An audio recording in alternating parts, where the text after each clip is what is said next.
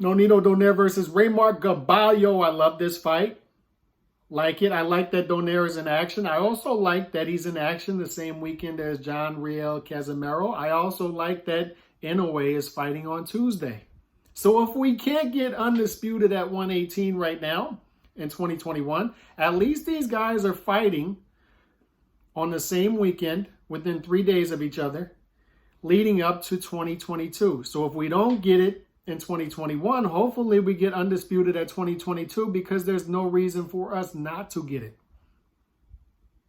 There's no reason for it.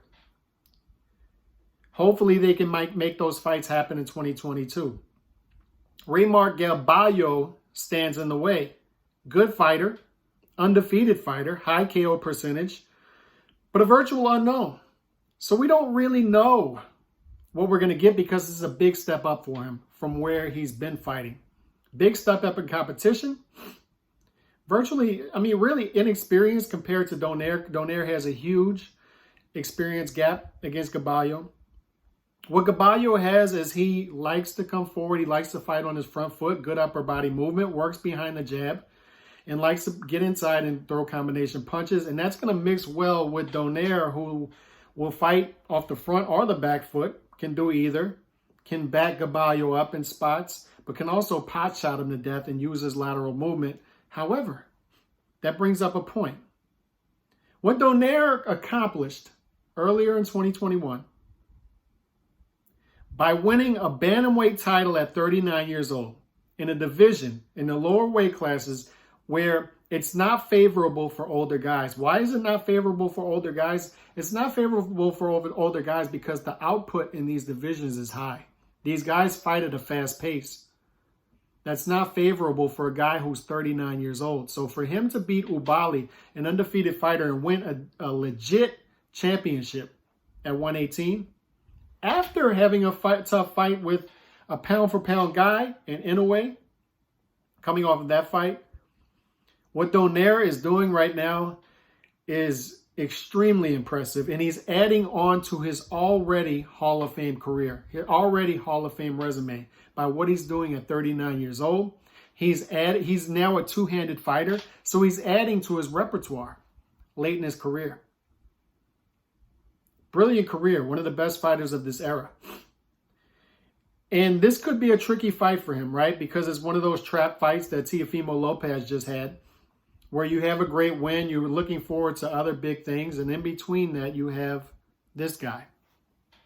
He's coming off of a big win against Ubali. He's looking forward to big things in 2022, unifying titles. And in between that, he's got Reymart Gaballo, who is a tough fighter. Seems that way anyway. We'll find out because this is a big step up for him. I have a feeling I know how the fight will play out. The wild card is, will the 39-year-old fighter, Nonito Donaire, get old overnight? Because Father Time is undefeated, and this is the lower weight classes. So will he get old overnight? That's the big question mark here. That's the wild card here. All things being even, let's imagine that Donaire is the fighter who fought Ubali, is the fighter who fought Inoue. Then I think Donaire wins a wide decision here, possibly even a late stoppage, being that he's going to see Gaballo, the pattern fighter, start to come inside and start to time him as each round goes on. Pattern fighter, he's going to figure out the pattern, time him, pot shot him to death, and I think he's going to move on to, as the rounds go on, you would think the younger fighter, the 15-year-old, the guy who's 15 years younger than Donaire, will have more experience.